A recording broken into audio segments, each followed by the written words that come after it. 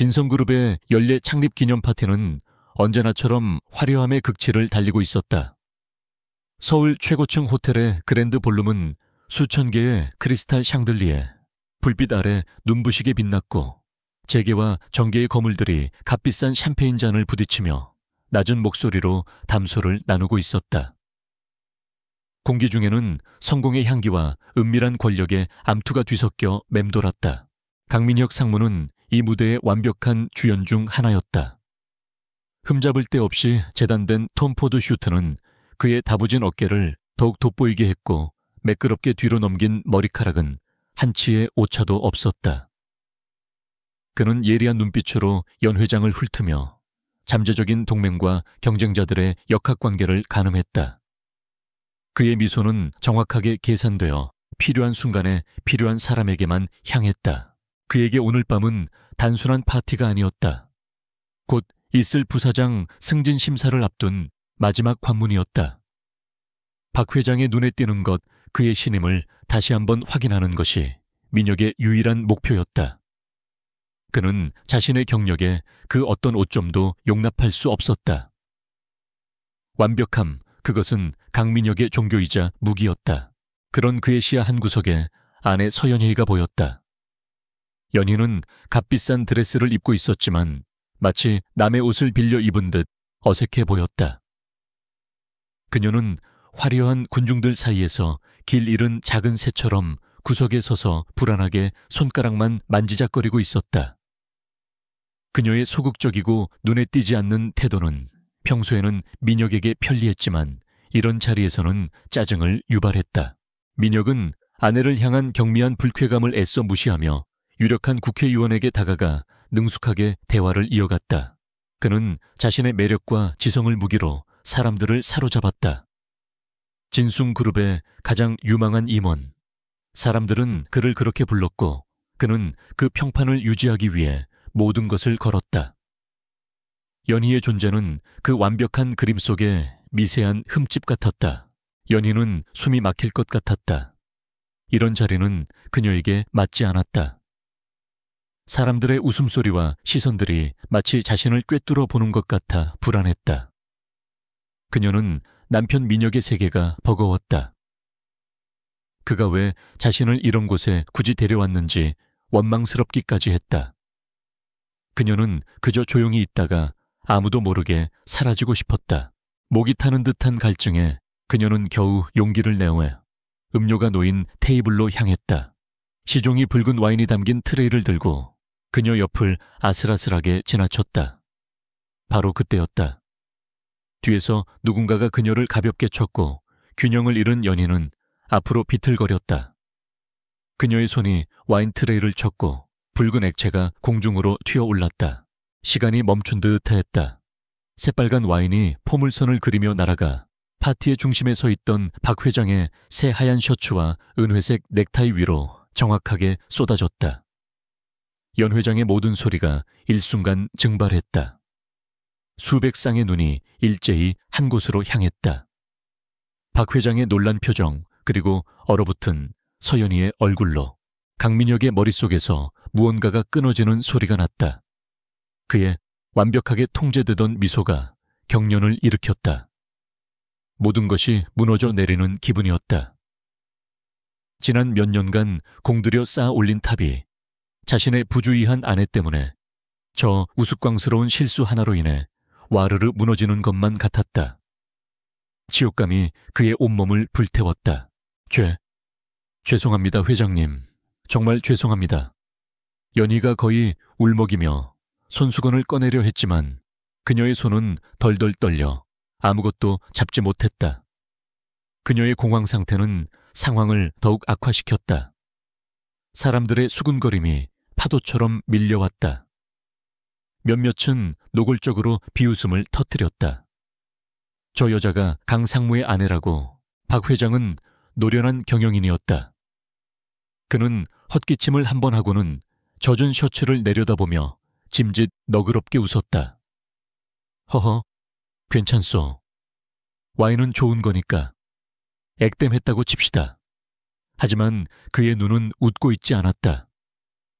그의 시선은 민혁에게로 향했고 그 안에는 실망과 질책이 담겨 있었다. 민혁은 즉각적으로 움직였다. 그는 번개처럼 다가가 박 회장에게 90도로 허리를 숙였다. 회장님, 죄송합니다. 제 아내가 실수를 했습니다. 제가 대신 사과드립니다. 그의 목소리는 침착했지만 분노로 미세하게 떨리고 있었다. 그는 연희의 팔을 강철 같은 힘으로 움켜쥐었다. 손톱이 그녀의 살을 파고드는 듯했다. 괜찮으니 이만들 가보게. 강상무도 아내 좀 챙기고. 박 회장의 목소리는 차가웠다. 민혁은 다시 한번 깊이 고개를 숙이고는 거의 연희를 끌다시피 하여 연 회장 밖으로 빠져나왔다. 사람들의 시선이 따가운 화살처럼 등 뒤에 꽂혔다. 자신의 완벽한 이미지가 산산조각 나는 소리를 듣는 것 같았다. 호텔 로비를 가로지르는 내내 민혁은 한마디도 하지 않았다. 그의 얼굴은 분노로 하얗게 질려 있었다. 발렛 파킹 직원에게서 차 키를 거의 빼앗다시피 받아든 그는 연희를 조수석에 거칠게 밀어넣고 운전석에 올랐다. 최고급 세단의 문이 둔탁한 소리를 내며 닫혔고 세상과 완벽하게 차단된 공간이 만들어졌다. 차는 총알처럼 밤의 거리를 질주했다. 연희는 안전벨트를 맨 채 흐느끼고 있었다. 미안해요, 여보. 나 정말 그럴 생각 아니었어요. 누가 뒤에서 밀어서. 그녀의 변명은 민혁의 귀에 닿지 않았다. 그의 머릿속은 오직 하나의 감정, 창피함으로 가득 차 있었다. 저 여자 때문에 모든 것을 망쳤다. 자신의 명성, 자신의 경력, 자신이 그토록 공들여 만든 완벽한 삶. 박 회장의 그 실망한 눈빛, 경쟁자들의 비웃음 섞인 동정. 이 모든 것이 서연희라는 존재 때문이었다. 그는 더 이상 저 여자를 견딜 수 없었다. 저 여자는 자신의 삶에 있어서는 안 될 존재였다. 차가 한강변의 최고급 아파트 주차장으로 미끄러져 들어갔다. 민혁은 시동을 끄고도 한동안 핸들을 쥔 채 미동도 하지 않았다. 차 안의 침묵은 칼날처럼 날카로웠다. 연희는 남편의 분노가 두려워 감히 울음소리도 내지 못하고 숨을 죽였다. 내려. 마침내 그가 입을 열었다. 그의 목소리는 얼음장처럼 차가웠다. 연희는 황급히 차에서 내렸다. 민혁은 그녀를 앞질러 엘리베이터로 향했다. 그의 넓은 등은 마치 단단한 돌벽처럼 느껴졌다. 집으로 올라가는 내내 펜트하우스의 호화로운 거실에 들어서는 순간까지 그는 침묵을 지켰다.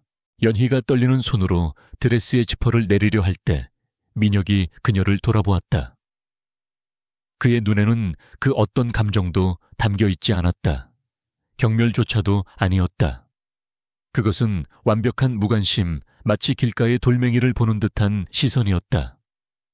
그리고 그 시선이 연희의 심장을 가장 아프게 찔렀다. 당신. 그가 입을 열었다. 오늘부로 끝이야. 연희는 자신이 무슨 말을 들었는지 이해할 수 없었다. 알 수 없었다. 네, 뭐라고요? 민혁은 넥타이를 거칠게 풀어헤치며 소파에 던졌다. 이혼하자고. 더 이상은 못 참겠다. 여보, 제발. 오늘 일 때문이라면 내가 정말 잘못했어요. 내가 100번이고 1000번이고 사과할게요. 회장님께도 다시 찾아가서 무릎 꿇고 빌게요. 제발. 연희는 그의 앞에 무너지듯 다가갔지만 민혁은 차갑게 한 걸음 물러섰다. 그의 입가에 잔인한 조소가 어렸다. 오늘 일 때문이라고 생각해. 아니, 당신은 늘 그랬어. 당신 존재 자체가 나한테는 수치였어. 오늘 일은 그냥 마지막 확인이었을 뿐이야. 그는 자신의 손목시계를 풀어 테이블 위에 올려놓으며 말을 이었다. 나는 당신처럼 격떨어지는 여자랑 같이 살 수 없어. 내 앞길에 당신 같은 짐을 지고 갈 생각 없다고. 그는 연희를 위아래로 훑어보았다. 창피하다. 당신이라는 존재가, 내 아내라는 사실이 창피하다. 그 한마디가 연희의 세상에 종말을 구했다. 그동안 그녀가 애써 외면하고 부정해왔던 모든 불안과 의심이 현실이 되어 그녀를 덮쳤다. 이 남자는 자신을 사랑한 적이 없었다. 그는 단지 자신의 완벽한 배경을 채워줄 조용하고 순종적인 장식품이 필요했을 뿐이었다. 어떻게 나한테 그런 말을 할 수 있어요? 연희의 목소리가 절망으로 갈라졌다. 민혁은 서재로 향하며 차갑게 대꾸했다. 변호사 통해서 연락할 테니 그렇게 알아. 내 집에서 당장 나가. 그는 망설임 없이 서재 문을 닫았다. 문이 닫히는 소리는 연희의 삶이 두 동강 나는 소리처럼 들렸다. 연희는 차가운 대리석 바닥에 주저앉았다. 눈물이 쏟아졌지만 소리조차 나지 않았다.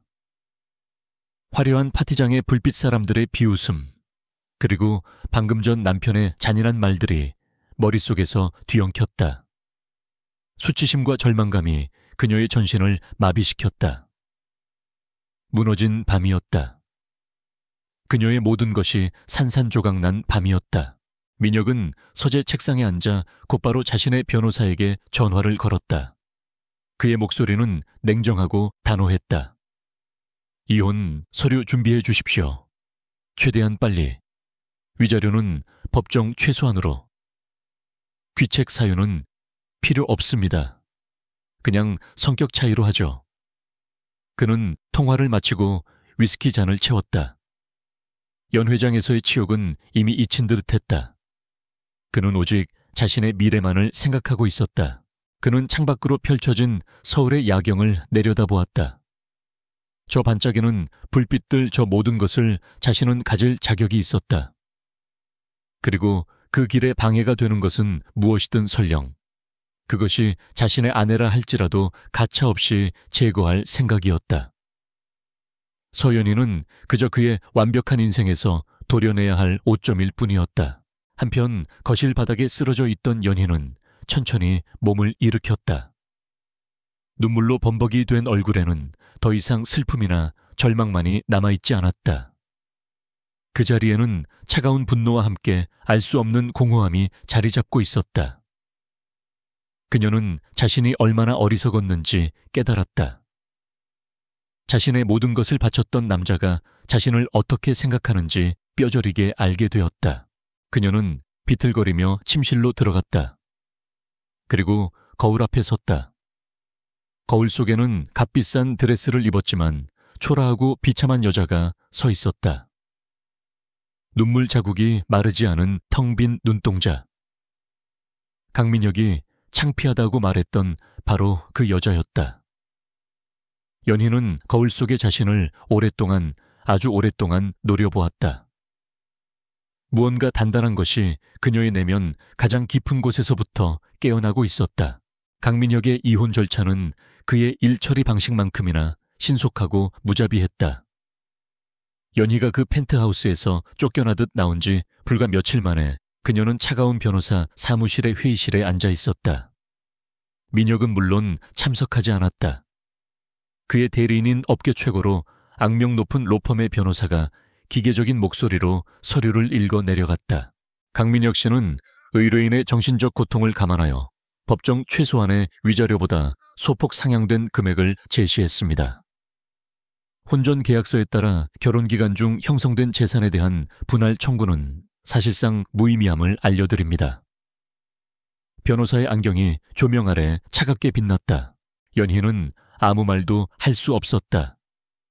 그녀가 받은 것은 경멸에 가까운 적선이었고 지난 몇 년간의 헌신에 대한 모욕적인 대가였다. 하지만 그녀는 싸울 힘도 의지도 없었다. 그녀는 그저 이 지옥 같은 순간에서 벗어나고 싶었다. 손이 떨렸지만 그녀는 펜을 쥐고 서류에 이름을 적었다. 서연희아의 그 세 글자가 그녀의 지난 삶에 마침표를 찍었다. 사무실을 나온 그녀의 손에는 작은 통장 하나만 들려 있었다. 그녀는 서울 변두리의 허름한 원룸 오피스텔을 겨우 구했다. 한때 그녀가 살던 펜트하우스의 드레스룸보다도 작은 공간이었다. 차가운 벽지와 낡은 가구들이 그녀의 처지를 비웃는 듯했다. 그로부터 얼마 지나지 않아 서연희는 신문 한 면을 장식한 뉴스를 보게 되었다. 진성그룹 강민혁 상무 유력 정치인 오진태 의원의 장녀 오수진과 화촉. 사진 속 민혁은 완벽한 행복의 겨운 표정이었다. 그의 옆에 선 오수진은 연희와는 정반대의 여자였다. 당당하고 세련되었으며 모든 것을 다 가진 듯한 미소를 짓고 있었다. 그것은 단순한 재혼이 아니었다. 진숭의 야망과 정계의 실력이 결합하는 전략적인 합병이었다. 그들의 결혼식은 세기의 결합으로 칭송받았고 민혁은 그 직후 예상대로 부사장으로 고속 승진했다. 그는 자신이 버린 창피한 아내의 잔해를 받고 더 높은 곳으로 올라갔다. 그 소식을 접한 날 연희는 완전히 무너졌다. 그녀는 작은 방에 틀어박혀 며칠을 울었는지 모른다. 세상의 모든 소리가 차단되었다. 배신감, 모멸감, 그리고 스스로에 대한 지독한 환멸이 그녀를 집어삼켰다. 강민혁의 말, 창피하다는 그 말이 독처럼 그녀의 영혼을 잠식했다. 그녀는 먹는 것을 잊었고 자는 것을 잊었다. 그녀는 그저 잿더미가 되어가는 것 같았다. 그녀의 삶은 끝났다. 그 남자가 그녀의 모든 것을 앗아갔고 그녀는 빈 껍데기만 남았다. 절망의 늪은 너무도 깊어서 그녀는 다시는 헤어나올 수 없을 것만 같았다. 시간이 얼마나 흘렀을까. 방 안에는 뜯지 않은 편의점 도시락 냄새와 먼지가 뒤엉켜 있었다. 그러던 어느 날 짐을 정리하던 연희의 손에 낡은 상자 하나가 잡혔다. 결혼하며 펜트하우스 구석 창고에 처박아 두었던 그녀의 대학 시절 물건들이었다. 상자를 열자 퀴퀴한 종이 냄새와 함께 잊고 지냈던 기억들이 밀려왔다.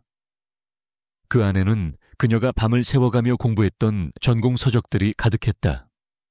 고급 재무 분석론, 기업 위험 관리 전략, M&A의 법률적 이해. 책의 모서리는 닳아 있었고 페이지마다 그녀의 꼼꼼한 필기 자국이 선명했다. 연희는 자신도 모르게 책 한 권을 집어들었다. 결혼 전 그녀는 경영학과에서 가장 촉망받는 학생이었다. 날카로운 분석력과 복잡한 수치 속에서 핵심을 꿰뚫어 보는 재능으로 교수들의 기대를 한 몸에 받았다. 그녀는 월스트리트나 홍콩의 금융가를 누비는 커리어 우먼을 꿈꿨었다. 그러다 강민혁을 만났다. 그의 자신감 넘치고 세련된 모습에 반했다. 그가 나는 똑똑한 여자보다 현명하고 조용한 아내가 필요해 라고 말했을 때 그녀는 기꺼이 자신의 꿈을 접었다. 그를 완벽하게 내조하는 것이 자신의 새로운 꿈이라고 믿었다. 얼마나 어리석었던가. 그녀는 책장을 넘겼다. 복잡한 공식과 시장 분석 모델들이 눈에 들어왔다. 놀랍게도 뇌가 다시 움직이기 시작하는 것이 느껴졌다. 잿더미 속에 묻혀있던 불씨가 희미하게 타오르기 시작했다. 그녀는 책을 읽고 또 읽었다. 잊혔던 지식들이 퍼즐 조각처럼 맞춰지기 시작했다. 그 순간 연희는 깨달았다. 강민혁은 그녀의 자존감과 꿈을 빼앗아 갔지만 그녀의 머릿속에 든 지식까지 빼앗아 가지는 못했다. 그는 그녀를 창피하다고 했지만 정작 그는 그녀의 진정한 가치를 알아보지 못했던 것이다. 그녀의 지성은 그가 가진 어떤 것보다도 날카롭고 강력한 무기였다. 분노가 슬픔을 밀어냈다. 하지만 그것은 민혁을 향한 복수심과는 조금 달랐다. 그것은 자신을 이토록 하찮게 내버려둔 스스로에 대한 분노였다. 그리고 다시는 그 누구에게도 자신의 가치를 훼손당하지 않겠다는 맹렬한 결의였다. 그녀는 자리에서 일어났다. 비틀거렸지만 눈빛은 달라져 있었다. 공허함 대신 차가운 불꽃이 일렁겼다. 그녀는 원룸의 작은 거울 앞에 섰다. 며칠을 굶어 헬쑥해진 얼굴, 헝클어진 머리. 비참한 모습이었지만 그녀는 더 이상 거울 속의 자신을 피하지 않았다. 서연희 어쉐. 그녀가 자신의 이름을 나지막이 불렀다. 여기서 죽지 마. 네가 얼마나 대단한 사람인지 그 남자에게 증명할 필요는 없어. 너 스스로에게 증명하는 거야. 그녀는 통장을 확인했다. 민혁이 던져준 푼돈. 그것은 모욕의 상징이었지만 이제 그녀에게는 재기의 발판이 될 것이었다. 그녀는 컴퓨터를 켰다. 손가락이 바쁘게 움직이기 시작했다. 그녀는 지난 몇 년간 금융시장이 어떻게 변했는지 밤새워 분석했다. 자신의 지식을 현재의 시장에 맞게 업그레이드해야 했다. 그녀는 국제공인재무분석사 CFA와 국제재무위험관리사 FRM 자격증 시험 일정을 확인했다. 업계에서 가장 어렵고 권위 있는 자격증들이었다. 이것은 단순한 공부가 아니었다. 이것은 전쟁이었다. 과거에 무력했던 자신과의 전쟁이었고 자신을 짓밟았던 세상의 편견과의 전쟁이었다. 그녀는 이혼 위자료 전액을 인터넷 강의와 전문 서적을 구입하는 데 쏟아부었다. 하루 4시간만 자며 공부에 매달렸다. 그녀는 더 이상 울지 않았다. 눈물 대신 커피를 들이켰고 절망 대신 재무제표를 파고들었다. 그녀의 작은 오피스텔 방은 그녀만의 전투사령부가 되었다. 그녀는 자신을 철저하게 해체하고 재조립하기 시작했다. 강민혁이 화려한 스포트라이트를 받으며 승승장구하는 동안 서울의 어둡고 작은 방 한 구석에서 서연희는 아무도 모르게 강철로 다시 태어나고 있었다. 잿더미 속에서 발견한 작은 불씨는 이제 그 누구도 끌 수 없는 거대한 화염이 될 준비를 하고 있었다. 그로부터 5년이라는 시간이 흘렀다. 강산이 절반은 변한다는 세월. 서연희에게 그 시간은 죽음과 부활의 동의어였다. 그녀는 자신을 좁은 오피스텔이라는 무덤 속에 가두고 과거의 서연희를 완벽하게 장사 지냈다. 그리고 그 무덤을 깨고 완전히 다른 존재가 기어나왔다. 그녀의 하루는 4시간의 수면과 20시간의 학습 및 자기개발로 이루어졌다. 그녀는 강민혁이 모욕의 대가로 던져준 돈을 자신의 두뇌에 모조리 투자했다. 국제공인재무분석사 CFA, 국제재무위험관리사 FRM, 회계사와 변호사들조차 혀를 내두르는 극악한 난이도의 자격증들을 그녀는 불과 3년 만에 모두 취득했다. 그것도 전 과목 상위 1%의 성적으로. 지식만 바뀐 것이 아니었다. 그녀는 남은 돈을 자신에게 투자했다. 최고급 헬스클럽에서 혹독하게 몸을 만들었고 자세 교정 클리닉에서 걸음걸이와 앉은 자세까지 바꿨다. 과거 사람들의 시선을 피하며 어깨를 움츠렸던 모습은 온데간데 없었다. 그녀는 척추를 꼿꼿이 세웠고 턱을 당당히 들었다. 그녀는 머리카락을 어깨까지 오는 날카로운 단발로 잘랐다. 화장은 거의 하지 않았지만 붉은 립스틱은 그녀의 트레이드마크가 되었다. 그것은 여성성을 강조하기 위함이 아니라 그녀의 입에서 나오는 말의 무게를 실어주는 전투복과도 같았다. 그녀의 눈은 더 이상 불안에 흔들리지 않았다. 차갑고 이성적인 빛만이 감도는 그 눈은 상대방의 의도를 꿰뚫어 보는 듯 했다. 과거의 유순하고 부드러웠던 말투는 사라졌다. 그녀는 핵심만 짚는 간결하고 논리적인 화법을 익혔다. 불필요한 감정이나 수식어는 모두 제거했다. 그녀의 목소리는 낮고 안정적이었으며 그 자체로 신뢰감을 주었다. 그녀는 더 이상 강민혁의 창피한 아내가 아니었다. 그녀는 스스로를 강철로 다시 벼려낸 전사였다. 그녀의 새로운 전장은 넥서스 베리타스, 넥수스 베리타스였다. 넥서스 베리타스는 전통적인 회계법인들과는 궤를 달리하는 곳이었다. 그들은 단순한 회계 감사를 넘어 기업의 가장 은밀한 비리와 구조적 결함을 파헤치는 기업 컨설팅 및 법률 회계 전문 집단이었다. 그들의 보고서 하나에 거대 기업의 주가가 폭락하고 이사회가 통째로 갈려나갔다. 넥서스 베리타스는 업계에서 기업의 저승사자로 불렸고 그곳에 입사하는 것은 하늘의 별 따기였다. 하지만 연희는 달랐다. 그녀의 완벽한 이력서와 면접장에서 보여준 냉철한 분석력은 까다롭기로 소문난 파트너 변호사들을 매료시켰다.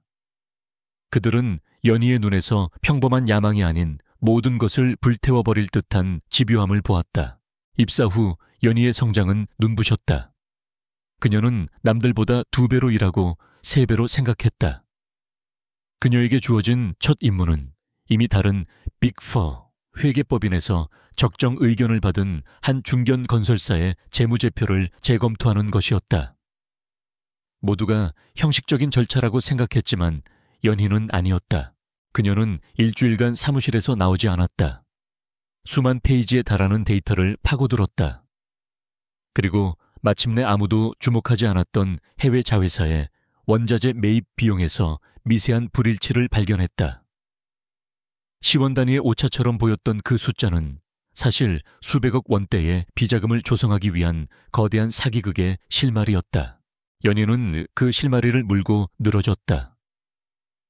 그녀는 10년치의 거래 내역을 모두 뒤집어 엎었고 유령 회사를 통한 자금 세탁 흐름을 역추적했다.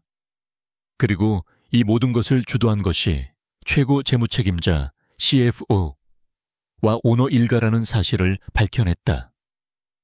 그녀의 보고서는 한치의 오차도 없는 논리와 증거로 가득 차 있었다.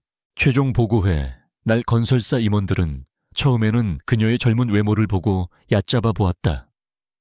하지만 그녀가 입을 여는 순간 회의실의 공기는 얼어붙었다.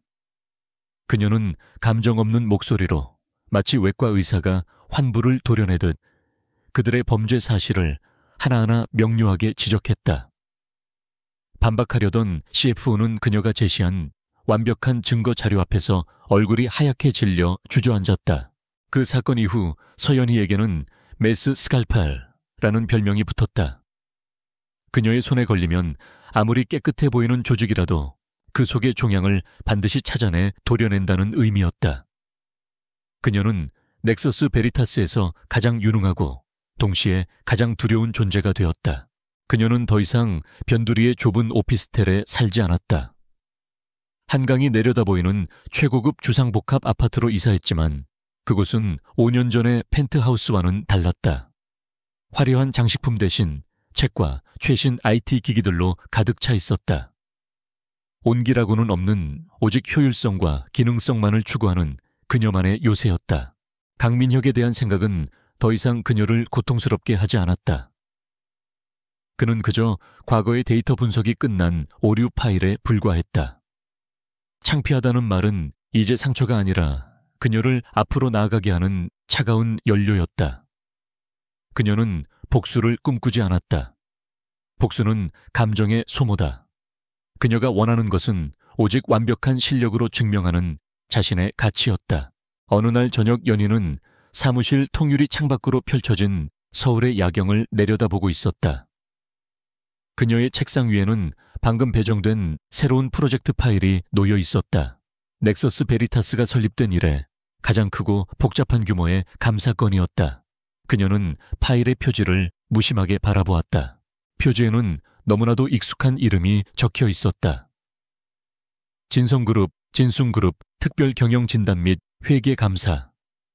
그녀의 입가에 차갑고 희미한 미소가 떠올랐다. 5년 전 그녀가 쫓겨났던 바로 그곳이었다. 메스가 드디어 자신의 가장 흥미로운 환자를 만날 시간이 된 것이다. 강민혁 부회장의 지휘 아래 진성그룹은 지난 5년간 외형적으로 폭발적인 성장을 거듭했다. 공격적인 인수합병과 신사업 진출, 특히 그의 아내인 오수진 일가의 정치적 배경을 등에 업은 대규모 관급 공사 수주는 진성그룹을 재계서열 10위권 이내로 밀어올렸다. 강민혁은 진숭의 황태자이자 가장 유능한 해결사로 불렸다. 하지만 그 화려한 이면은 썩어 들어가고 있었다. 무리한 사업 확장으로 인한 부채 비율에 급증 불투명한 자회사 간의 내부 거래, 그리고 실적을 부풀리기 위한 교묘한 회계 조작 의혹이 시장에 파다했다. 특히 진성그룹의 글로벌 신사업에 막대한 자금을 투자한 해외 투자 펀드들이 가장 민감하게 반응했다. 그들은 익명의 내부 고발과 시장의 흉흉한 소문들을 근거로 진성그룹 경영진의 강력한 투명성 제고를 요구하기 시작했다. 단순한 회계 감사가 아니었다. 그들은 기업의 건강 상태를 뿌리부터 진단할 수 있는 가장 독립적이고 강력한 외부 기관에 특별 경영 진단을 요구했다. 거부할 경우 대규모 자금 회수와 국제 소송도 불사하겠다는 최후 통첩이었다. 강민혁은 이사회가 열리기 전 해외 투자펀드 대표들과의 화상회의에서 코웃음을 쳤다. 진성그룹의 성과는 숫자가 증명합니다. 근거 없는 루머에 흔들릴 필요 없습니다. 이번 분기 실적도 경이로울 것입니다. 그의 오만한 자신감은 그러나 이사회에서 산산조각 났다. 박 회장은 5년 전 파티의 실수를 잊지 않고 있었지만 그보다 더 두려운 것은 그룹 전체의 붕괴였다. 해외 펀드 측에서 추천한 이사들이 강경하게 나왔다. 이 의혹을 해소하지 못하면 진숭의 주가는 반토막 날 겁니다. 우리는 지금 당장 가장 신뢰할 수 있는 외부 감사인을 선임해야 합니다. 그들이 지목한 곳이 바로 넥서스 베리타스였다. 강민혁의 측근이자 그룹의 재물을 총괄하는 최 이사가 기겁하며 반대했다. 회장님, 거기는 안 됩니다. 넥서스는 기업 감사가 아니라 해체를 전문으로 하는 놈들입니다. 그자들은 먼지 하나까지 털어서 기어코 문제를 만들어냅니다. 하지만 박 회장의 생각은 달랐다. 그래서 넥서스여야 하네. 최 이사 우리가 떳떳하다면 뭐가 두려운가. 오히려 넥서스 베리타스에 문제없음, 확인서만큼 확실한 보증수표는 없지. 해외 투자자들을 잠재우려면 그 정도의 충격 요법은 필요해. 박 회장은 강민혁을 지그시 바라보았다. 강 부회장 생각은 어떤가? 강민혁은 속이 탔지만 겉으로는 완벽한 미소를 지었다. 회장님 말씀이 지당하십니다. 저희 경영진은 떳떳합니다. 넥서스든 그 할아버지든 누구든 와서 보라고 하십시오. 진숭의 시스템은 완벽합니다. 그는 넥서스 베리타스가 감히 자신의 성격을 건드릴 수 없을 것이라 자신했다. 자신의 뒤에는 아내의 가문, 오 의원이 버티고 있었다. 그렇게 넥서스 베리타스의 진성그룹 특별감사 프로젝트가 결정되었다. 넥서스 내부에서도 이 프로젝트는 최고의 화두였다. 진숭그룹, 재계 10위권의 거물. 그리고 그 중심에 있는 강민혁 부회장. 이것은 단순한 감사가 아니라 전쟁이었다. 넥서스 베리타스의 대표 파트너는 이 중대한 임무를 맡길 사람을 고민할 필요도 없었다. 그는 즉시 서연일을 호출했다. 서 이사, 진숭그룹 건 당신이 맡아야겠어. 그는 프로젝트의 민감성과 난이도를 설명했다.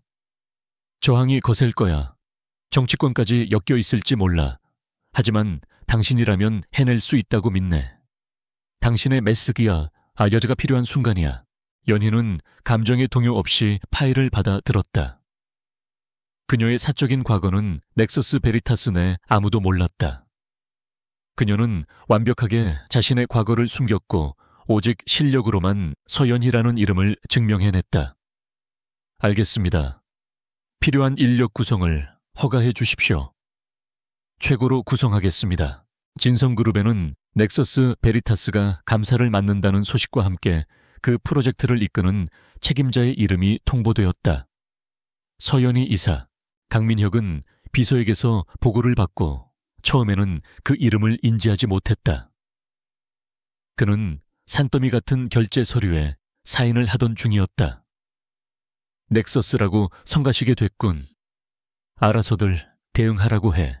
비서가 조심스럽게 다시 말했다. 부회장님, 책임감사인 이름이 서연이라고 합니다. 민혁의 펜이 순간 멈칫했다. 서연이, 아주 오래전에 잊었던 이름. 그는 미간을 찌푸렸다. 서연이 흔한 이름이잖아. 그렇긴 합니다만 혹시나 해서 말씀드립니다. 전 부회장님, 사모님. 강민혁은 짜증스럽게 서류를 던졌다. 김비서, 쓸데없는 소리 할 시간 있으면 로비스트들 일정이나 다시 체크해. 5년 전에 내가 내쫓은 그 여자가 넥서스 베리타스에 이사말 같은 소리를 해. 그는 헛웃음을 터뜨렸다. 그 초라하고 순진에 빠졌던 여자. 와인 한 잔 제대로 들지 못해 벌벌 떨던 그 여자가 감히 진숭을 감사하러 온다고. 그의 머릿속 서연이는 여전히 5년 전 그날 밤 바닥에 주저앉아 울고 있던 비참한 모습 그대로였다. 설령 그 여자가 맞다고 해도 상관없어. 감히 뭘 어쩌겠어. 내 앞에서 또 와인이나 쏟지 않으면 다행이지. 그의 목소리에는 지독한 경멸이 배어 있었다. 그는 그저 성가신 우연의 일치 혹은 자신의 성공을 질투한 누군가의 하찮은 장난 정도로 치부해버렸다. 하지만 그 소문은 진성그룹 내부에 조용히 퍼져나갔다. 5년 전 그 파티를 기억하는 임원들은 술렁였다. 설마 그 서연이가 넥서스의 그 메스, 서연희라고 동명이인이겠지. 그 여자 완전 가정주부였잖아. 아무도 그 두 사람을 동일 인물로 연결짓지 못했다.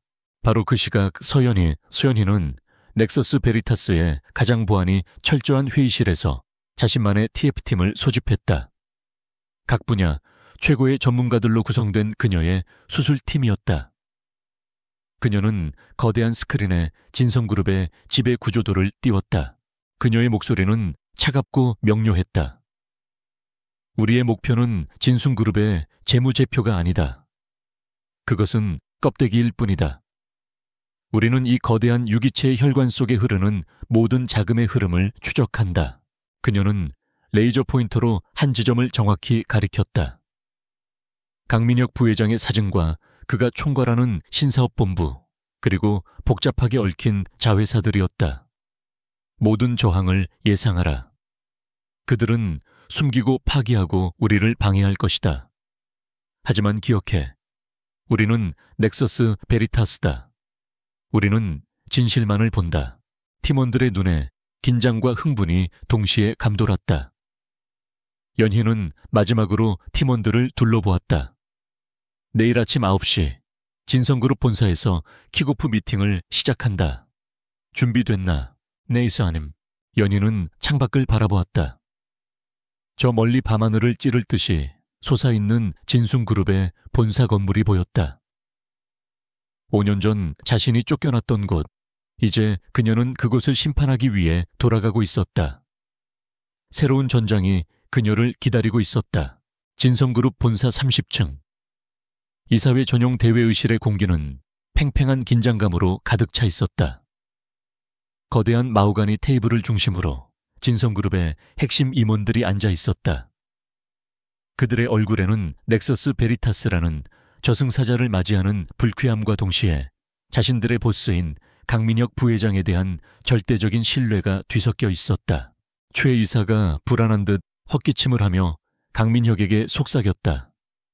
부회장님, 저 넥서스 놈들 시작부터 아주 기고만장할 겁니다. 초장에 확실히 길을 죽여놔야 합니다. 그는 서연이라는 이름에 대한 소문은 애써 무시하고 있었다. 그저 동명이인의 해프닝일 거라 치부했다. 강민혁은 자신감 넘치는 미소로 고개를 끄덕였다. 걱정 마십시오, 최 이사님. 감사는 감사일 뿐 우리가 주인입니다. 적당히 장단만 맞춰주다가 돌려보내면 그만입니다. 그는 여전히 5년 전의 그날 밤 자신의 발치에서 울고 있던 여자를 떠올리며 이 상황을 우스꽝스러운 희극 정도로 여기고 있었다. 회의실 문이 열렸다. 시간은 정확히 오전 9시 정각이었다. 먼저 들어온 것은 넥서스 베리타스의 실무팀이었다. 검은색 정장으로 통일한 그들은 마치 잘 훈련된 특수부대처럼 보였다. 그들은 한치의 망설임 없이 테이블 한쪽에 자리를 잡고 각자의 노트북을 꺼내들었다. 그들의 신속하고 절도 있는 움직임에 진성그룹 임원들의 얼굴이 미세하게 굳어졌다. 그리고 마지막으로 팀의 리더가 들어섰다. 강민혁은 팔짱을 낀 채 거만한 시선으로 입구를 바라보았다. 그의 눈에 한 여자의 모습이 들어왔다. 완벽하게 재단된 샤넬의 블랙 슈트 목선을 따라 날카롭게 커트된 단발머리. 그리고 손에는 서류 가방 대신 최신형 태블릿 PC 하나만 들려 있었다. 민혁의 미소가 얼굴에서 사라졌다. 그의 동공이 맹렬하게 흔들렸다. 그 얼굴, 분명히 서연이었다. 하지만 동시에 그녀는 서연이 아니었다. 그가 알던 사람들의 시선조차 제대로 마주치지 못하고 늘 주눅들어 있던 그 여자는 어디에도 없었다. 그녀는 천천히 회의실을 가로질러 상석의 맞은편 감사인의 자리에 섰다. 그녀의 걸음걸이는 당당했고 등은 곧았으며 턱은 오만할 정도로 꼿꼿했다. 그녀는 회의실에 앉아있는 모든 임원들을 차례로 훑어보았다. 그 시선은 차가웠고 그 어떤 감정도 담겨있지 않았다. 마치 사물을 분석하는 기계의 렌즈 같았다. 그녀의 시선이 마침내 강민혁에게 닿았다. 민혁은 순간 숨을 멈췄다. 그는 그녀의 눈에서 자신을 알아보는 기색, 혹은 원망이나 분노 같은 아주 작은 감정의 동요라도 찾아내려 애썼다. 하지만 아무것도 없었다. 그녀는 그를 마치 처음 보는 거래처 임원, 혹은 그저 분석해야 할 데이터의 일부로 취급할 뿐이었다. 연희는 자신의 태블릿을 회의실 스크린에 연결했다. 안녕하십니까. 넥서스 베리타스 특별감사팀 총괄 책임자 서연희 이사입니다. 그녀의 목소리는 낮고 침착했으며 회의실 전체를 압도하는 힘이 있었다. 지금부터 진성그룹 특별경영진단 및 회계감사 킥오프 미팅을 시작하겠습니다. 강민혁은 망치로 머리를 한 대 맞은 듯한 충격에 빠졌다. 저 목소리, 저 태도, 저 눈빛. 지난 5년간 도대체 무슨 일이 있었던 것인가? 그가 창피하다며 버렸던 여자가 지금 대한민국 재계 12그룹의 심장부에서 자신을 포함한 최고 임원진을 앞에 두고 감사를 선포하고 있었다. 연희는 스크린에 방대한 조직도를 띄웠다. 본 감사의 목적은 단순한 회계장부의 적정성 검토가 아닙니다. 이사회와 해외 투자자들의 공식적인 위임에 따라 진성그룹 및 모든 특수관계, 자회사 간의 자금 흐름 내부 거래의 타당성, 그리고 경영진의 잠재적 배임 행위 가능성까지 모두 검토 대상입니다. 회의실의 온도가 몇 도는 더 내려가는 듯 했다. 배임이라는 단어에 임원들이 술렁였다. 최 이사가 참지 못하고 끼어들었다. 서 이사님 말씀이 지나치신 것 아닙니까? 우리는 이미 국내 최고 회계법인으로부터 매년 적정 의견을 받고 있습니다. 이건 명백한 경영 간섭입니다. 연희는 최 이사를 향해 천천히 고개를 돌렸다. 그녀의 입가에 경멸인지 혹은 조소인지 알 수 없는 희미한 미소가 스쳤다. 최 이사님, 적정 의견이 클린 의견을 의미하지 않는다는 것은 CFO시라면 저보다 더 잘 아실 겁니다. 그녀는 태블릿을 가볍게 터치했다. 스크린에는 복잡한 자금 흐름도가 나타났다. 저희가 주목하는 것은 바로 이 부분입니다. 지난 3년간 강민혁 부회장님께서 직접 총괄하신 신사업 추진본부와 최근 인수한 해외 자회사 3곳, 그리고 그 과정에서 설립된 다수의 특수목적법인 SPC들입니다. 강민혁의 등줄기에 식은땀이 흘렀다. 그녀가 정확히 짚어냈다. 그곳은 진숭그룹 내에서도 그와 최 이사 외에는 아무도 정확한 실체를 알지 못하는 그의 비자금 창구이자 실적 부풀리기의 핵심이었다. 이것은 우연이 아니었다. 그녀는 모든 것을 알고 왔다. 따라서 연희의 목소리가 얼음처럼 회의실을 갈랐다. 1차 집중 감사 대상은 신사업 추진본부와 관련 해외 법인 전체로 지정합니다. 오늘부로 해당 부서의 모든 원본, 데이터 서버 접근 권한 그리고 관련 임직원들의 모든 통신 기록에 대한 접근 권한을 요청합니다. 뭐라고요? 최 이사가 자리에서 벌떡 일어났다. 이건 불법 사찰입니다. 당장 중단하지 않으면 초의 이사님. 연희가 그의 말을 잘랐다. 저희의 권한은 이사회가 승인한 공식적인 위임장에 근거합니다. 지금 이 순간부터 감사를 방해하거나 자료를 은닉 파기하려는 모든 시도는 즉각 이사회에 보고되며 이는 상법상 업무방해 및 증거인멸 교사죄로 형사 고발될 수 있음을 명확히 고지합니다. 그녀는 강민혁을 똑바로 바라보았다. 5년 전 눈물로 얼룩져 있던 그 눈이 아니었다. 이제 그 눈은 판결을 내리는 판사의 눈이었고 환부를 도려내는 외과 의사의 눈이었다. 강민혁은 아무 말도 할 수 없었다. 자신이 버린 여자, 자신이 쓸모없고 창피하다고 낙인 찍었던 그 여자가 이제 자신의 목에 칼을 겨누는 집행인이 되어 돌아왔다. 그는 처음으로 자신의 완벽한 인생이 통제 불가능한 위협에 직면했음을 깨달았다. 지독한 한기가 그의 척추를 타고 올랐다. 연희는 마지막으로 좌중을 둘러보고는 말했다. 미팅 마치겠습니다. 1차 자료 요청 목록은 10분 내로 부회장실과 재무팀으로 발송될 겁니다. 24시간 내 제출을 기대하겠습니다. 그녀는 미련 없이 태블릿을 닫고 팀원들과 함께 회의실을 나갔다. 넥서스 베리타스 팀은 진성그룹 본사 29층 임원 회의실 하나를 통째로 그들의 전쟁 상황실로 개조했다. 유리벽은 진숭의 복잡한 지배 구조도와 의심스러운 자금 흐름을 추적하는 화이트보드로 뒤덮였다. 연희의 팀원들은 진숭 직원들과의 불필요한 접촉을 피하며 기계처럼 자신들의 임무에만 몰두했다. 감사가 시작되자마자 보이지 않는 저항이 시작되었다. 연희가 킥오프 미팅에서 요청했던 핵심 자료들은 진숭의 관료주의라는 거대한 벽에 부딪혔다. 재무팀은 현재 시스템 마이그레이션 중이라 해당 기관의 데이터 접근이 어렵다는 말만 앵무새처럼 반복했다. 신사업본부는 해외 법인과의 시차 문제로 자료 취합에 시간이 걸린다는 변명을 늘어놓았다. 모든 것이 교묘하고 합법적인 지연 전술이었다. 그들은 넥서스 베리타스에게 산더미 같은 불필요한 자료들을 던져주며 시간을 끌었다. 정작 연희가 요청한 핵심 서버의 원본 로그나 SPC 관련 이사회 의사록 같은 민감한 자료들은 분실 권한 없음, 법무팀 검토 중이라는 이유로 단 한 건도 제출되지 않았다. 연희는 이 모든 과정을 묵묵히 지켜보았다. 그녀는 화를 내거나 그들을 다그치지 않았다. 대신 그녀의 팀은 진숭 측의 모든 비협조적인 대응을 시간대별로 정확하게 기록했다. 자료 요청 번호, 담당자 이름, 거부 사유, 그리고 지연된 시간.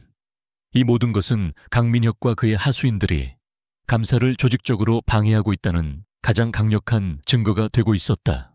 강민혁의 부회장실은 그야말로 살얼음판이었다.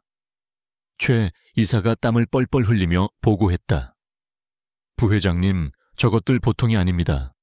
우리가 던져준 가짜 데이터는 거들떠보지도 않고 정확히 신사업본부의 SPC 서버 로그만 집요하게 요구하고 있습니다. 마치 처음부터 답을 알고 온 사람들처럼 움직입니다. 강민혁은 턱을 그은 채 창밖을 바라보고 있었다. 그의 머릿속은 5년 전의 서연이와 지금의 서연이가 격렬하게 충돌하고 있었다. 그 여자가 직접 움직이나 최 이사가 고개를 저었다. 아닙니다. 서연이 이사는 상황실에서 거의 나오지 않습니다. 모든 데이터가 그녀에게 보고되고 그녀는 그저 모니터 너머에서 모든 것을 지휘하고 있습니다. 오히려 그래서 더 무섭습니다. 감정이 없어요. 강민혁은 결심했다. 이대로 끌려다닐 수는 없었다. 그는 그녀가 아무리 변했어도 결국은 여자이고 자신과 과거를 공유한 존재라는 사실에 희미한 기대를 걸었다. 감정. 그것이 자신이 유일하게 공략할 수 있는 약점이었다. 그는 비서에게 인터폰을 눌렀다. 넥서스 베리타스의 서연희 이사에게 오늘 저녁 8시 내 집무실에서 단독 면담을 요청한다고 전해. 감사 협조를 위한 비공식 미팅이라고. 저녁 8시 진숭 본사 건물은 대부분의 직원이 퇴근해 고요했다. 강민혁의 부회장실은 서울의 야경이 한눈에 들어오는 왕의 집무실처럼 호화로웠다. 그는 5년 전 그 파티에서 박 회장에게 쏟았던 것과 같은 종류의 값비싼 레드 와인을 크리스탈 디켄터에 미리 준비해 두었다. 잔인한 상기였다. 정확히 8시 정각 노크 소리와 함께 연희가 들어섰다. 그녀는 낮에 슈트 차림 그대로였고 손에는 태블릿 PC 하나뿐이었다. 그녀의 시선은 호화로운 집무실이나 창밖의 야경 혹은 민혁이 준비한 와인 테이블에도 잠시 머물지 않았다. 그녀는 오직 강민혁 그 자체만을 응시했다. 앉지, 서이사. 민혁이 평소에 자신감 넘치는 미소를 지으며 와인잔을 내밀었다. 긴장 풀고, 여긴 회의실이 아니니까. 우리 사이에 이 정도는 괜찮잖아. 그는 일부러 우리라는 단어에 힘을 주었다. 연희는 그가 내민 잔을 받지 않았다. 그녀는 테이블에서 몇 걸음 떨어진 곳에 꼿꼿이 선 채로 입을 열었다. 강 부회장님, 넥서스 베리타스의 내부 규정상 감사 대상의 핵심 관계자와 비공식 단독 면담 및 어떠한 형태의 접대도 금지되어 있습니다. 용건만 말씀해 주십시오. 민혁의 미소에 금이 갔다. 그는 와인잔을 내려놓으며 헛웃음을 터뜨렸다. 서연이, 당신 정말 많이 변했군. 아니, 변한 척하는 건가 5년 만에 만난 전 남편한테 너무 쌀쌀 맞은 거 아니야. 그는 소파에 깊숙이 몸을 묻으며 그녀를 도발했다. 이런 식으로 내 관심을 끌고 싶었나. 진숭을 통째로 뒤흔들어서 연희의 눈썹 하나 까딱하지 않았다. 저는 넥서스 베리타스의 이사 서연희입니다. 그리고 부회장님은 본감사의 핵심 대상자 강민혁 씨입니다.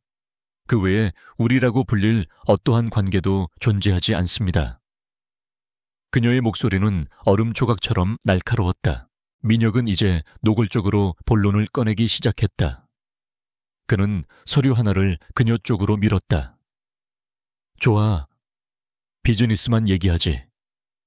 진숭은 당신이 생각하는 것보다 훨씬 거대하고 단단한 조직이야. 이 정도의 흠집으로 무너지지 않아. 넥서스 베리타스도 결국은 이윤을 추구하는 기업이지. 그는 자리에서 일어나 그녀에게 한 걸음 다가갔다. 당신이 원하는 게 뭐야? 돈 좋아. 당신이 상상할 수 있는 것 이상을 줄 수 있어. 아니면 내 사과 그래. 5년 전 그날 밤 일 내가 실수했어. 미안해. 그는 연희의 팔을 잡으려 손을 뻗었다. 그러니 이쯤에서 멈춰. 적당한 선에서 보고서를 마무리하는 거야. 모두에게 좋은 쪽으로. 연희는 그가 내민 손을 차갑게 피했다. 그리고 그녀는 그를 바라보며 5년 만에 처음으로 경멸이 아닌 다른 감정, 동정에 가까운 표정을 지었다. 강민혁 씨, 당신은 5년 전이나 지금이나 조금도 변하지 않았군요. 그녀의 목소리는 조용했지만 민혁의 귓가는 천둥처럼 울렸다. 당신은 아직도 내가 돈이나 당신의 사과 따위에 흔들릴 거라고 생각하는군요. 5년 전 당신은 나를 창피하다고 했지. 하지만 오늘 보니 당신이야말로 정말 창피한 사람이군요. 연희는 자신의 태블릿을 켰다. 화면에는 감사방해 및 매수 시도라는 제목의 보고서가 떠 있었다. 지금 이 순간 부회장님과 저의 대화는 모두 기록되고 있습니다. 물론 음성 녹음도 포함해서요. 민혁의 얼굴이 하얗게 질렸다. 감사 매수 시도는 그 자체로 중범죄입니다. 5년 전에 당신이라면 나를 협박할 수 있었겠지만 지금의 나는 다릅니다. 나는 감정이 아니라 데이터로 움직입니다. 그녀는 집무실 문 쪽으로 몸을 돌렸다. 당신이 감추려는 그 서버 로그 이미 당신의 내부 고발자를 통해 확보했습니다. 제가 원했던 것은 당신이 스스로 그것을 제출하는지 아니면 끝까지 증거를 인멸하려 하는지 그 의도를 확인하는 것이었습니다. 강민혁은 아무 말도 할 수 없었다. 자신이 던진 덫에 자신이 완벽하게 걸려들었다. 그녀는 복수를 하러 온 것이 아니었다. 그녀는 처음부터 끝까지 그를 법적으로 완벽하게 심판하기 위한 증거를 수집하고 있었던 것이다. 그녀는 보이지 않는 칼날이 되어 그의 가장 깊은 곳까지 파고들어 있었다. 내일 아침 9시 이사회와 해외 투자자들에게 1차 중간 보고가 올라갈 겁니다. 물론 방금 전 부회장님의 제안이 담긴 녹취 파일과 함께. 연희는 문을 열고 나가기 직전 그를 돌아보며 마지막 말을 남겼다. 이제야 당신을 제대로 알겠군요. 당신은 강한 사람이 아니라 그저 권력 뒤에 숨은 겁쟁이였습니다. 문이 닫혔다. 강민혁은 방금 전까지 연희가 서 있던 자리를 망연자실하게 바라보았다. 그의 손에 들려있던 와인잔이 바닥으로 떨어져 산산조각 났다. 붉은 와인이 카펫을 적셨다. 5년 전 그날 밤처럼. 하지만 이번에는 그 치욕이 온전히 자신의 몫이었다. 그는 최 이색에 미친 듯이 전화를 걸었다. 최 이사 당장 서버실로 가. 모든 걸 파기해. 지금 당장. 강민혁의 광기 어린 외침은 최 이사의 럭셔리한 빌라 서재에 울려 퍼졌다. 위스키 잔을 막 입에 가져가려던 최 이사의 손이 허공에서 멈췄다. 부회장님, 그게 무슨 말씀이십니까? 지금 당장이라니요. 서연이가 이미 닥쳐. 전화기 너머로 강민혁의 이성을 잃은 목소리가 터져 나왔다. 그 여자가 모든 걸 녹음했어. 내 제안까지 전부. 그리고 내부 고발자한테 이미 서버 로그를 받았다고 했어. 이제 끝장이야. 그러니까 당장 뭐라도 해 지워. 전부 지워버려. 최 이사는 피가 식는 것을 느꼈다. 녹음 내부 고발자 상황은 그가 상상했던 최악을 넘어섰다. 그는 본능적으로 이것이 강민혁이 파놓은 함정이자 동시에 자신도 함께 빠질 구덩이라는 것을 깨달았다. 하지만 그는 이미 강민혁과 한 배를 탄 몸이었다. 알겠습니다, 부회장님. 하지만 지금 물리적인 파기는 불가능합니다. 그들이 29층에 있습니다. 제가 원격으로 조치하겠습니다. 그는 전화를 끊자마자 자신의 보안 노트북을 켰다. 진숭그룹의 메인 서버에 접속할 수 있는 최고 관리자 계정. 그것은 최 이사 자신과 강민혁 그리고 극소수의 핵심 인력만이 아는 백도어였다. 그는 손을 덜덜 떨며 코드를 입력했다. 서연이 네가 아무리 날고 기어도 원본 서버를 장악하고 있는 건 나야. 네가 가진 게 사본이라면 내가 원본을 바꿔버리면 그만이지. 그의 계획은 단순했다. 신사업본부와 해외 SPC의 거래 내역 중 가장 치명적인 부분, 즉 강민혁의 개인 계좌로 흘러들어간 자금 내역과 정치권 로비 자금으로 사용된 흔적들을 삭제하는 것이었다. 그리고 그 모든 죄를 한 사람에게 뒤집어 씌울 준비를 했다. 박경태. 그의 입에서 신사업본부 재무팀의 박경태 부장의 이름이 흘러나왔다. 박 부장은 SPC의 실무회계를 담당하고 있었다. 강직하지만 융통성 없는 성격 탓에 최 이사의 눈밖에 난 인물이기도 했다. 그래, 박 부장이 모든 것을 횡령하고 잠적한 거야. 그게 그림이 좋겠어. 최 이사는 삭제 명령을 실행했다. 동시에 박경태 부장의 접속 기록을 조작하여 마치 그가 한밤중에 서버에 접속해 데이터를 삭제하고 도주한 것처럼 꾸미기 시작했다. 완벽한 희생양이었다. 바로 그 시각 29층의 넥서스 베리타스 상황실. 이사님. 법의학 회계 전문 요원인 김 대리가 모니터를 가리키며 외쳤다. 타겟 서버 진성 신사업 영웅고 1내에서 비인가 관리자 접근이 탐지되었습니다. 지금 실시간으로 데이터 삭제가 이루어지고 있습니다. 팀원들이 일순간 긴장했지만 서연희는 태블릿에서 눈을 떼지 않은 채 침착하게 말했다. 김대리 당황하지 말고. 우리가 설치한 미러링 시스템은 정상 작동 중이지. 네, 이미 삭제 시도 직전에 전체 서버 이미지는 확보 완료했습니다. 그리고 지금 삭제 행위 자체도 모두 로그로 기록하고 있습니다. 연희의 입가에 차가운 미소가 번졌다. 잘했어. 그들의 접속 IP와 사용된 관리자 계정, 그리고 정확한 삭제 시도 내역을 모두 확보해. 강민혁이 스스로 덫에 걸어 들어오는군. 그녀는 킥오프 미팅 직후 진숭의 핵심 서버 전체에 실시간 미러링 시스템을 몰래 심어두었다. 그녀는 그들이 반드시 증거 인멸을 시도할 것이라 확신했다. 그녀가 내부 고발자에게 받은 자료는 지도였다. 그리고 지금 강민혁과 최 이사가 벌이는 이 필사적인 삭제쇼는 그 지도에 표시된 보물이 진짜임을 확인시켜주는 삽질과도 같았다.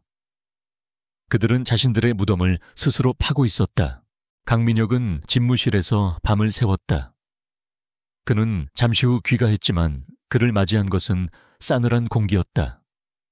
아내 오수진이 값비싼 실크 가운 차림으로 거실에서 그를 기다리고 있었다. 그녀의 얼굴은 완벽하게 화장되어 있었지만 눈에는 불안감이 가득했다. 당신 도대체 무슨 일이에요? 오늘 아버지께서 전화하셨어요. 진숭, 감사건 심상치 않다고. 오수진은 단순한 장식품이 아니었다. 그녀는 정치인의 딸로서 권력의 속성을 잘 알았다. 넥서스 베리타스라면서요. 아버지가 그쪽 대표랑 연이 닿아보려고 했는데 CR도 안 먹힌대요.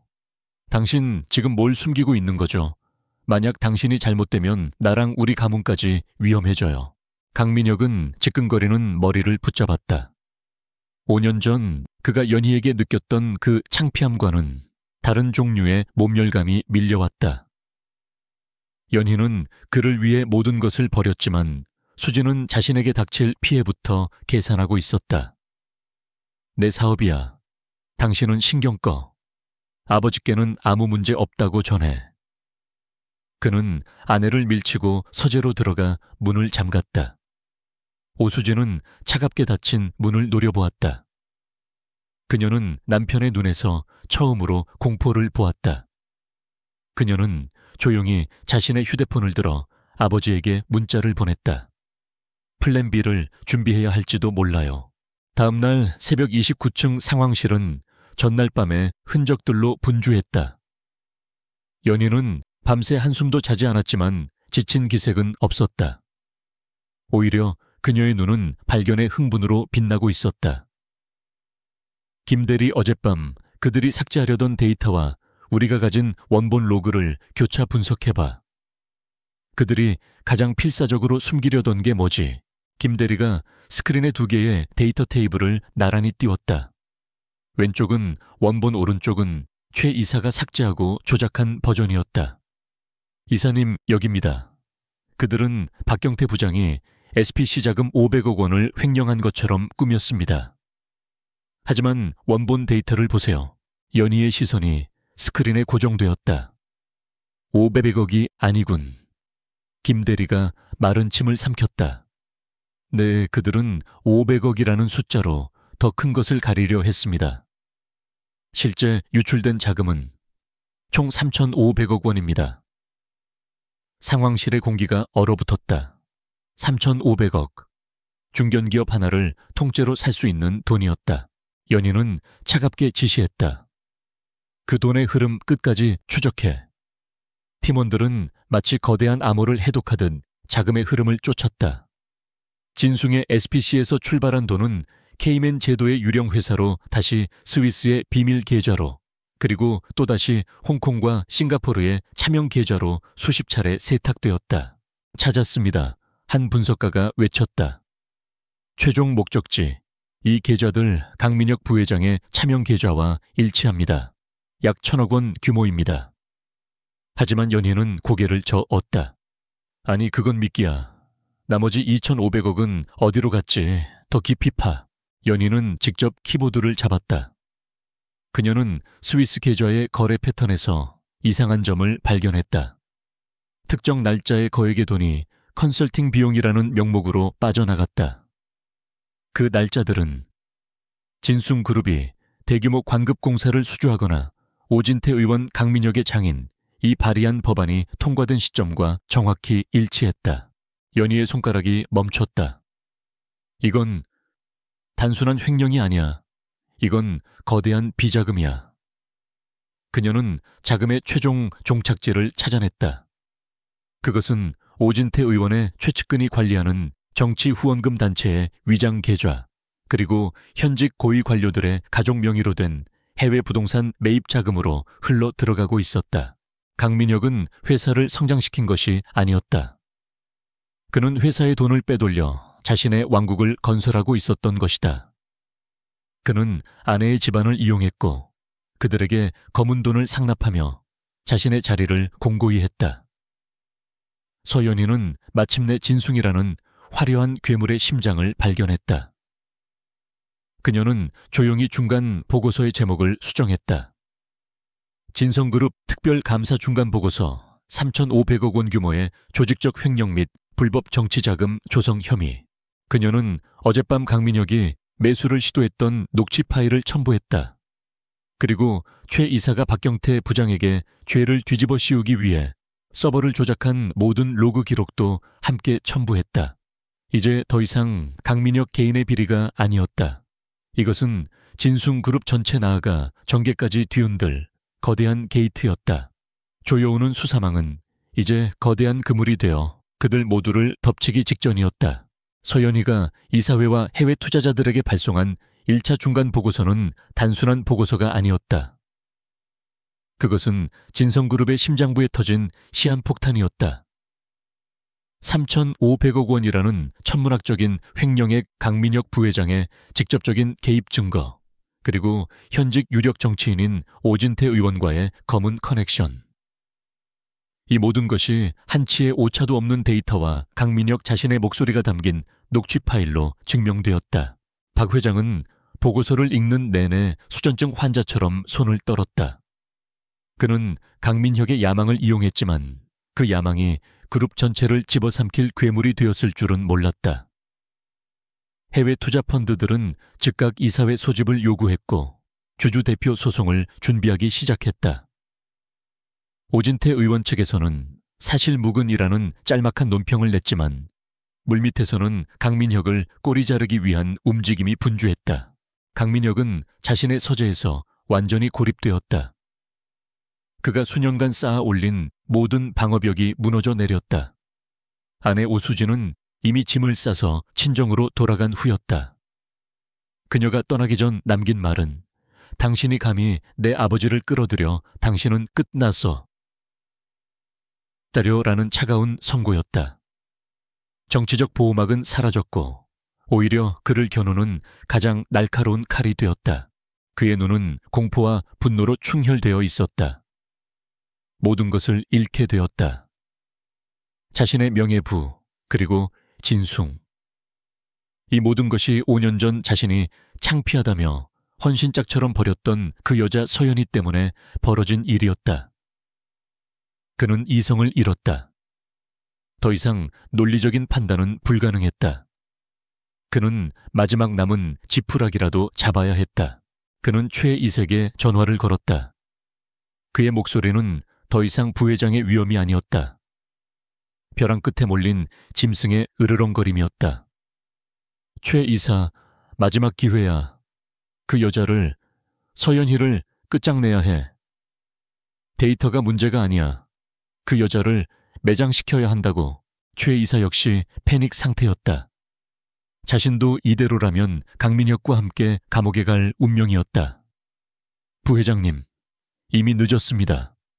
그들은 모든 것을 늦지 않았어. 강민혁이 소리쳤다. 그 여자가 우릴 매수 시도로 몰아넣었지. 똑같이 돌려주는 거야. 서연희가 진숭의 경쟁사한테 돈을 받고 이 모든 걸 조작한 것처럼 만드는 거야. 기업 스파이로 두 사람의 관계가 만나 마지막 발악적인 계획을 만들어냈다. 계획은 이중으로 진행되었다. 첫째, 최 이사가 자신의 비자금 중 거액의 현금을 동원해 경쟁사 로고가 찍힌 가방에 담아 29층의 넥서스 베리타스 사무실 서연희의 책상 밑에 몰래 숨긴다. 둘째, 동시에 그 사무실을 습격한다. 단순한 도둑이 아니라 마치 증거 인멸을 시도하는 것처럼 보이게 그들의 노트북과 하드 드라이브를 모조리 훔쳐낸다. 이 모든 것을 하룻밤 사이에 실행한다. 그리고 다음 날 아침 최 이사가 보안팀의 제보를 받고 사무실을 수색하다가 우연히 돈 가방을 발견하는 시나리오였다. 서연혜는 감사를 조작한 스파이가 되고 그녀가 제출한 모든 보고서는 신빙성을 잃게 된다. 그것이 강민혁과 최 이사가 그린 마지막 그림이었다. 그들은 진숭의 보안 시스템에 자신들의 최고 관리자 계정으로 접속했다. 29층으로 향하는 메인 복도의 CCTV 몇 개를 의도적으로 비활성화시켰다. 그들은 자신들의 흔적을 완벽하게 지웠다고 생각했다. 자정 무렵 검은색 작업복을 입은 괴한 3명이 비상계단을 통해 29층에 침입했다. 그들은 최 이색에 미리 받은 마스터키로 넥서스 베리타스의 상황실 문을 열었다. 사무실은 어둠 속에 조용했다. 그들은 킥킥거리며 준비해온 가방에 노트북, 외장, 하드 태블릿 등 눈에 보이는 모든 전자기기를 쓸어 담기 시작했다. 한 명이 서연희의 책상으로 지정된 자리로 다가가 검은색 돈 가방을 책상 깊숙한 곳에 밀어 넣었다. 젠장 먼지 하나 없네. 이 여자 결벽증인가? 그들이 임무를 완수하고 막 사무실을 떠나려 할 때였다. 그들은 자신들의 모든 행동이 어둠 속에서 빛나는 여러 개의 작은 렌즈에 의해 남김없이 기록되고 있다는 사실을 꿈에도 몰랐다. 서연효 씨는 넥서스 베리타스에 합류한 첫날부터 배운 것이 있었다. 적의 심장부에 들어갈 때는 적의 눈을 믿지 말고 너의 눈을 심어라. 그녀의 팀은 진숭 본사에 입성한 첫날, 그들의 상황실 내부 곳곳에 네트워크와 완전히 분리된 독립된 배터리로 작동하는 초소형 모션 감지 카메라들을 설치해 두었다. 이 카메라들은 진숭의 보안 시스템이 아니었다. 이것은 넥서스 베리타스의 자체 보안 시스템이었고 모든 영상은 실시간으로 암호화되어 스위스에 위치한 넥서스 베리타스의 메인 서버로 직접 전송되고 있었다. 강민혁이 비활성화시킨 것은 진숭의 카메라일 뿐 연희의 눈은 아니었다. 괴한들이 노트북을 훔쳐 달아난 직후 연희의 개인 단말기에 경보가 울렸다. 29층 상황실 비인가 침입 감지. 영상 전송 완료. 연희는 자신의 아파트에서 침입자들의 모든 행동을 실시간으로 지켜보고 있었다. 그들이 노트북을 훔치고 돈 가방을 씹는 모든 과정을. 그녀는 차갑게 웃었다. 멍청하긴 훔쳐간 건 전부 빈 껍데기일 뿐인데. 팀원들은 킥오프 미팅 이후 모든 원본 데이터를 휴대하거나 사무실에 보관하지 않았다. 모든 작업은 클라우드 기반의 보안 서버에서 이루어졌고 사무실의 기기들은 단순한 단말기에 불과했다. 강민혁의 마지막 발악은 그저 자신의 범죄 행위를 하나 더 추가한 꼴이 되었다. 다음 날 아침 진숭 본사가 발칵 뒤집혔다. 최 이사는 연기 대상을 받아도 될 만큼 경악한 표정으로 도난당한 29층 사무실을 둘러보았다. 이럴 수가 감히 진숭 본사에서 이런 일이. 그는 보안팀을 다그쳤고 마침내 수상한 가방을 발견했다는 보고를 받고는 즉시 박 회장과 임원들을 호출했다.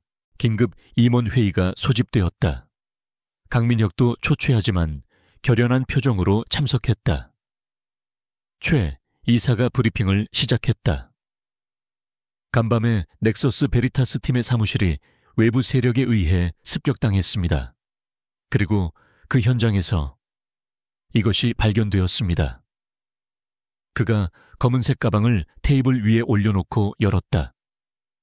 5만 원권 현금 다발이 쏟아져 나왔다. 회의실이 술렁였다. 이게 다 뭡니까? 가방에는 경쟁사 로고가 찍혀 있었습니다. 이는 명백한 기업 스파이 행위입니다.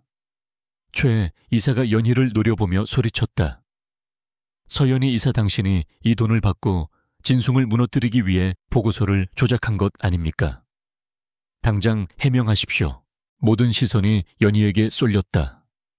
강민혁은 이 순간을 기다렸다는 듯 비통한 표정을 지었다.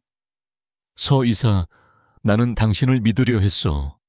하지만 어떻게 이런 짓을... 연희는 이 모든 소란 속에서도 평온했다. 그녀는 천천히 자리에서 일어났다. 그리고 회의실의 대형 스크린에 자신의 태블릿을 연결했다. 강 부회장님, 최 이사님.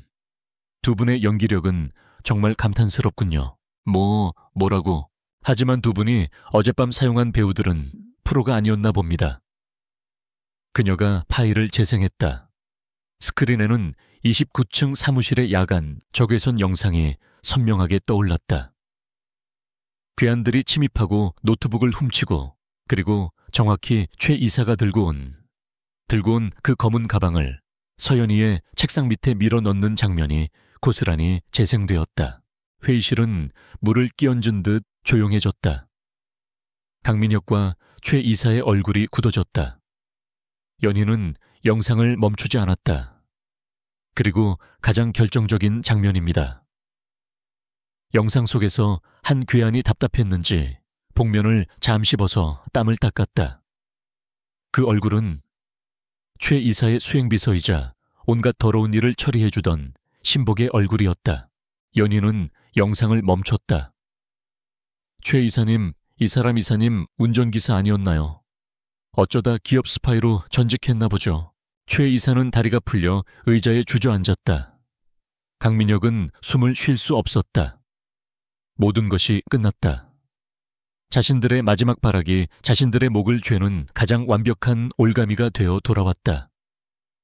연희는 좌중을 둘러보며 마지막 쐐기를 박았다.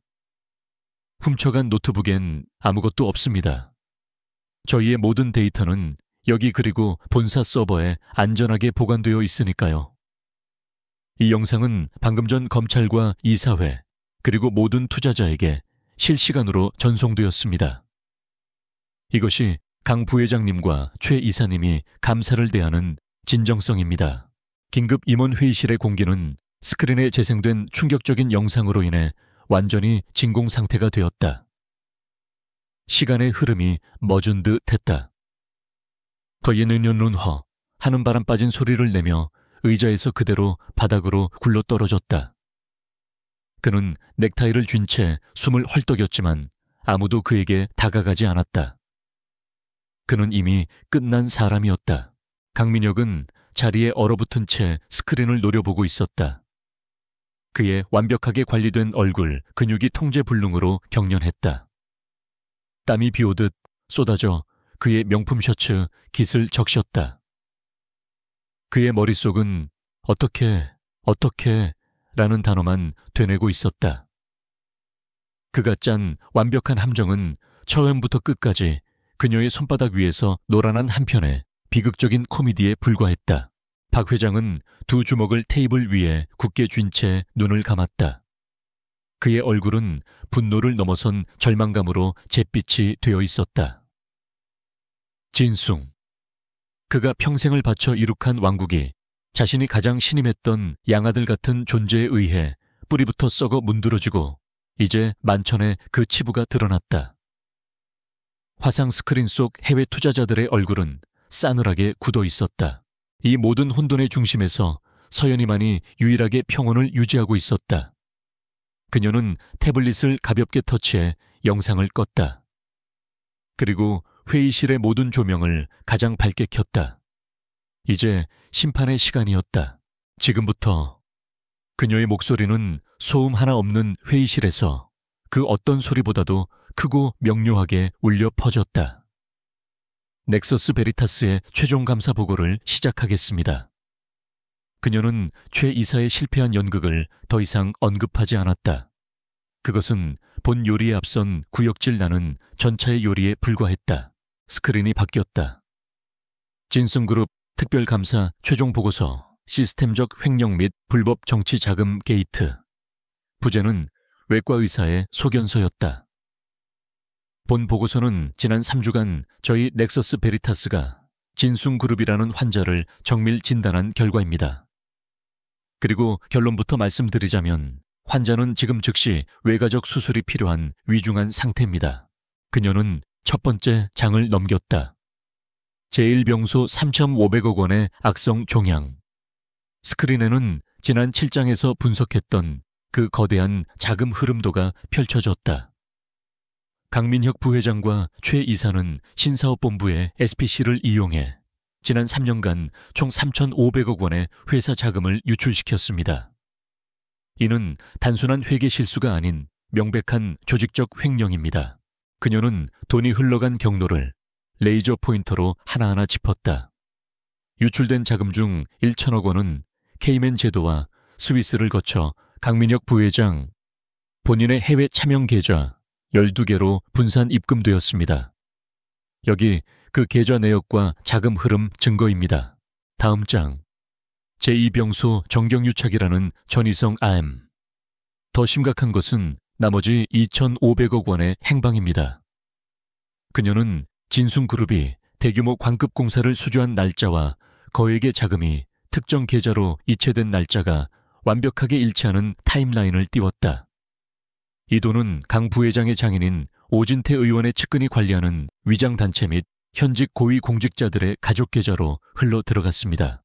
명백한 불법 정치자금 및 뇌물입니다. 다음 장. 삼병소 증거 인멸이라는 급성 폐혈증.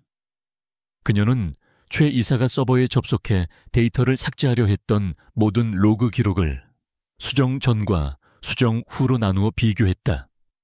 이것은 어젯밤 최 이사가 박경태 부장에게 죄를 뒤집어 씌우기 위해 원본 데이터를 조작한 기록입니다. 이는 본 감사에 대한 심각한 방해 행위이자 형법상 증거 인멸교사죄에 해당합니다. 그리고 마지막 장. 최종 진단 경영진의 도덕적 해이 및 시스템 붕괴. 강민혁 부회장은 그녀는 처음으로 강민혁의 눈을 똑바로 바라보며 말했다. 지난 6장에서 제게 개인적인 만남을 요구 거액의 금품을 제공하려 하며 감사 중단을 회유했습니다. 그녀는 그날의 녹취 파일을 재생했다. 강민혁의 자신감 넘치던 목소리가 회의실에 울려 퍼졌다. 당신이 상상할 수 있는 것 이상을 줄 수 있어. 이쯤에서 멈춰. 회의실은 그야말로 시체 안치실처럼 변했다. 모든 것이 끝났다. 반박의 여지가 없는 완벽하게 증명된 범죄 사실들이었다. 바로 그때였다. 강민혁이 갑자기 자리에서 벌떡 일어났다. 그의 눈은 광기로 번들거렸다. 거짓말, 전부 거짓말이야. 저 여자가 다 조작한 거야. 그는 박 회장과 임원들을 향해 절박하게 외쳤다. 회장님, 저 여자는 내 전처입니다. 5년 전에 내가 버린 여자라고요. 이건 나에 대한 사적인 복수입니다. 저 여자의 복수심 때문에 진순그룹 전체가 희생양이 된 겁니다. 그것은 그가 내지를 수 있는 마지막 발악 유일한 변명이었다. 임원들이 전체어라는 말에 술렁였다. 박 회장조차 놀란 눈으로 연희를 바라보았다. 강민혁은 이 반응에 힘을 얻어 연희를 손가락질했다.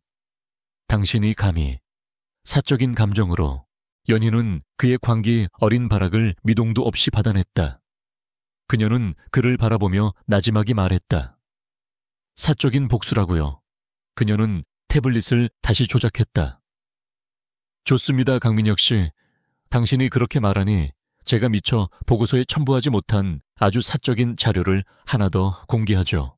그녀는 녹취 파일 하나를 더 재생했다. 그것은 6장에서 강민혁이 자신을 매수하려던 그날 자신이 그의 집무실을 떠난 직후의 기록이었다.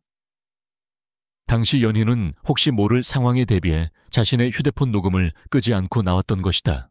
제기랄 그 계집애가, 그 여자가 모든 걸 녹음했어. 강민혁 자신의 목소리였다. 이어서 전화기 버튼을 누르는 소리와 함께 최 이사에게 외치는 그의 절박한 목소리가 터져 나왔다. 최 이사, 당장 서버실로 가. 모든 걸 파기해. 지금 당장. 이 녹취록은 최 이사의 증거 인멸 시도가 강민혁의 직접적인 지시에 의한 교사 행위였음을 증명하는 마지막 퍼즐 조각이었다. 강민혁은 다리가 풀려 그대로 바닥에 주저앉았다. 그는 자신이 무슨 짓을 했는지, 자신의 입으로 자신의 모든 범죄를 자백했음을 깨달았다. 바로 그 순간 굳게 닫혀있던 회의실 문이 거칠게 열렸다. 진숭의 보안 요원들이 아니었다. 검은색 정장을 입은 서울중앙지검 금융조세조사부 소속 수사관들이 들이닥쳤다. 그들은 연희의 중간 보고서와 마지막 증거 전송을 받고 즉시 움직인 것이었다. 강민혁 씨, 수사관이 그의 앞으로 다가가 차가운 목소리로 말했다. 특정 경제범죄, 가중처벌 등에 관한 법률 위반 횡령 및 배임 뇌물 공여 증거 인멸 교사 혐의로 긴급 체포합니다. 수사관들이 그에게 다가가 수갑을 채웠다. 강민혁은 아무런 저항도 하지 못했다. 초에 이사님, 당신도 증거, 인멸 및 업무상 배임 혐의로 체포합니다. 바닥에 쓰러져 있던 최 이사도 굴욕적으로 수갑이 채워졌다. 진숭의 신화가 무너지는 순간이었다. 기자들이 어떻게 알았는지 복도에서 플래시를 터뜨리기 시작했다. 강민혁은 수사관들에게 끌려나가면서 마지막으로 회의실 단상에 서 있는 연희를 바라보았다. 그는 그녀의 눈에서 승리감이나 기쁨, 혹은 복수의 희열 같은 것을 찾으려 했다. 하지만 그곳에는 아무것도 없었다. 오직 환자의 환부를, 성공적으로 도려낸 외과 의사의 차갑고 고요한 평온함만이 존재했다. 그녀는 그를 심판한 것이 아니었다. 그녀는 그저 자신의 일을 완벽하게 수행했을 뿐이었다. 자신이 창피하다고 버렸던 그 여자의 그 완벽한 프로페셔널리즘 앞에서 강민혁은 비로소 자신의 모든 것이 완벽하게 패배했음을 인정해야 했다. 몇 달의 시간이 폭풍처럼 휩쓸고 지나갔다. 진성 게이트는 대한민국을 뒤흔들었다. 강민혁과 최 이사의 구속은 시작에 불과했다. 검찰의 칼날은 오진태 의원을 비롯한 정계와 관계의 핵심부까지 파고들었다. 진숭그룹의 주가는 바닥을 모르고 추락했으며 수십 년간 쌓아 올린 신화는 부패한 재벌이라는 오명으로 뒤덮였다. 강민혁의 재판은 세기의 구경거리였다. 서연희가 제출한 증거는 너무나도 완벽하고 치명적이어서 국내 최고의 변호인단조차 변론을 포기할 정도였다. 강민혁은 모든 것을 잃었다. 그가 그토록 공들여 이룬 전략적 결혼은 가장 먼저 파탄났다. 오수진은 남편이 체포되자마자 이혼 서류를 제출했고 가문의 명예를 더럽혔다는 이유로 그에게 천문학적인 위자료 소송까지 제기했다. 그의 모든 자산은 동결되었다. 그가 진숭의 돈으로 사들인 호화로운 차명 재산들은 모두 국고로 환수될 처지에 놓였다. 박 회장은 모든 경영 일선에서 물러났고 진숭그룹은 채권단과 해외 투자 펀드들의 주도해 뼈를 깎는 구조조정에 들어갔다. 반면 서연희는 이 거대한 폭풍의 눈이자 부패한 거인을 쓰러뜨린 영웅이 되었다. 메스 스칼플라는 그녀의 별명은 이제 재계 전체의 경외의 상징이 되었다. 그녀의 최종 보고서는 기업 감사의 교과서로 불렸고 그녀의 이름 앞에는 대한민국 최고의 법의학 회계 전문가라는 수식어가 붙었다.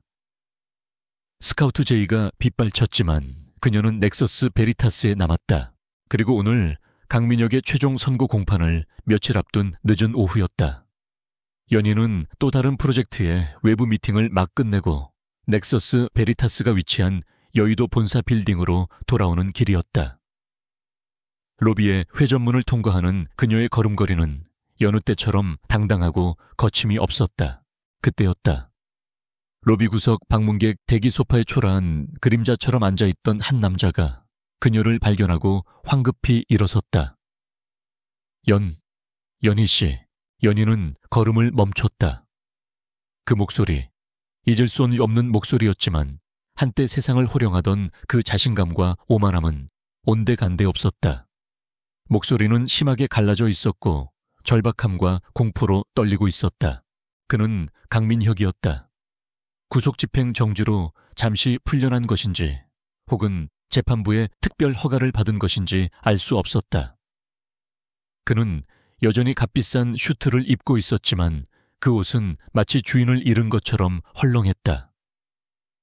완벽하게 넘겼던 머리는 군데군데 흰머리가 자라나 엉망이었고 며칠은 면도도 하지 못한 듯 수염이 거칠었다.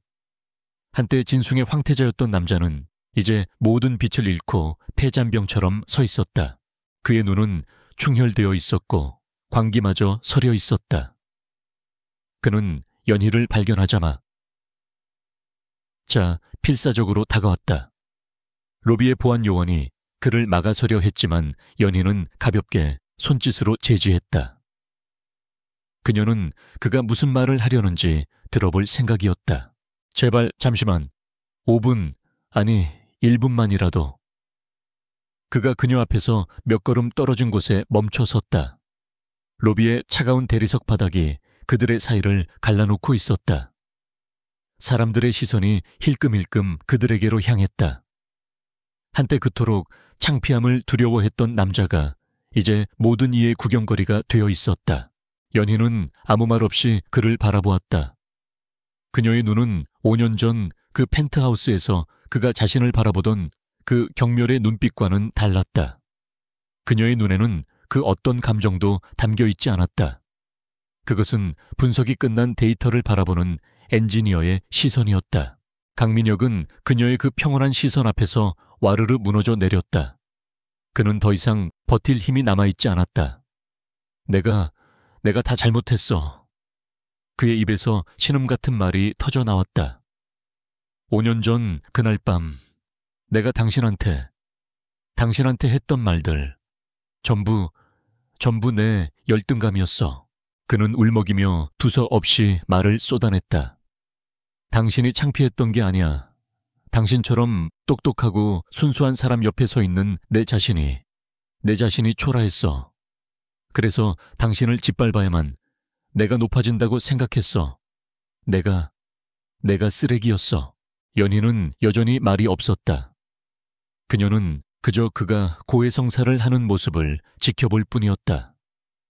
그녀는 이 순간을 위해 5년을 버틴 것이 아니었다. 그녀는 복수를 위해 그를 심판한 것이 아니었다. 그녀는 단지 자신이 버려진 그 잿더미 속에서 스스로의 가치를 증명하고 싶었을 뿐이었다. 그리고 그녀는 해냈다. 강민혁은 그녀의 침묵을 거절로 받아들였다. 그는 마지막 남은 자존심마저 내던졌다. 제발, 연희야. 그는 5년 만에 처음으로 그녀의 이름을 불렀다. 그리고 다음 순간 그는 로비의 모든 사람이 지켜보는 앞에서 그녀의 발치에 그대로 무릎을 꿇었다. 무릎 꿇어놓은 남자. 한때 그의 아내였던 여자를 창피하다며 버렸던 그 남자가 이제 자신이 그토록 경멸했던 그 창피한 모습이 되어 그녀 앞에 무릎을 꿇었다. 용서해줘, 제발. 당신이 판사에게 탄원서 한 장만 써준다면 내 말은 안 들어도 당신 말은 들을 거야. 제발. 나 이대로 감옥에서 썩고 싶지 않아.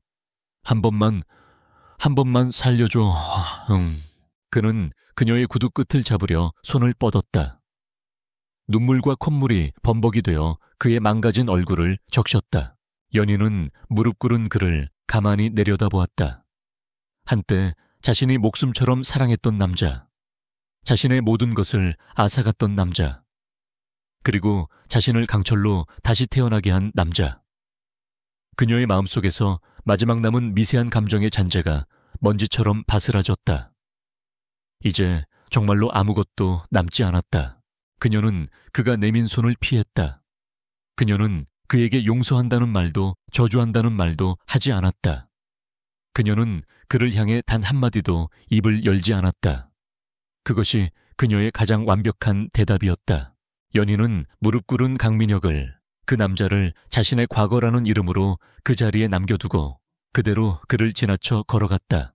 그녀의 하이힐 소리가 차가운 대리석 바닥 위를 또각또각 망설임 없이 울렸다. 강민혁은 고개를 들지 못했다. 그녀가 자신을 그냥 지나쳐 갔다는 사실이 그 어떤 거절의 말보다도 더 비참하게 그의 심장을 꿰뚫었다. 그녀는 그를 용서할 가치조차 증오할 가치조차 없다고 선언한 것이다. 연희는 넥서스 베리타스의 회전문을 통과해 눈부신 오후의 햇살 속으로 걸어나갔다. 그녀는 뒤돌아보지 않았다. 로비 안에는 모든 것을 잃고 자신의 치욕 속에 무릎 꿇은 한 남자가 짐승처럼 흐느끼고 있었다. 며칠 후 강민혁은 1심 선고 공판에서 특정 경제범죄, 가중처벌 등에 관한 법률상 횡령 및 배임 뇌물 공여 증거, 인멸교사 등 모든 혐의가 인정되어 징역 25년이라는 중형을 선고받았다. 진숭 게이트에 연루된 모든 이들이 법의 심판을 받았다. 진숭그룹은 새로운 전문 경영인의 손에 맡겨져 혹독한 쇄신 과정을 거쳤다. 서연희는 그 후로도 몇 개의 굵직한 기업 비리 사건을 더 파헤쳤다. 그리고 1년 뒤 그녀는 넥서스 베리타스를 나와 자신만의 작은 컨설팅 펌을 차렸다. 그녀는 더 이상 메스가 아니었다. 그녀는 기업의 아픈 곳을 도려낼 뿐만 아니라 건강하게 다시 태어날 수 있도록 돕는 치료사가 되었다. 어느 봄날 그녀는 5년 만에 처음으로 긴 휴가를 내어 작은 바닷가 마을을 찾았다. 그녀는 낡은 책 한 권을 들고 모래사장에 앉아 밀려오는 파도를 바라보았다. 더 이상 그녀의 눈에는 차가운 강철빛이 돌지 않았다. 따뜻하고 깊은 스스로의 삶을 완벽하게 되찾은 자의 평온함만이 가득했다. 그녀는 책을 덮고 눈을 감고 마침내 진정한 자유를 만끽했다.